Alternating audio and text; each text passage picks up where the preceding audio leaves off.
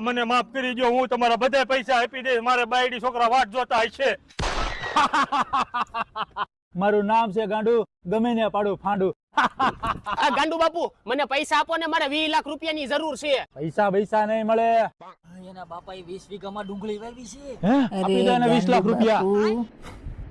તમે ડુંગળી ઉપર જુગાર રમો છો એવું ગ્રણી આવ્યો છો, ઊંઘવા આવ્યો છો. બહુ લાગી છે. કઈ વાંધો નહીં. ખેડૂતના અલે ઘરમાં બાબા આવે ને 20 લાખ રૂપિયા લાય, તારો છોકરો મારી પાસે લઈ ગયો હે. વાણિયાના ઘરમાં જાય ને તે 100 હે? રૂપિયા પૈસા હોય. નથી. ભાઈ ખારા જુઓ. થાવમાં હું તમારા પૈસા ડુંગળી વેચીને આપી દે.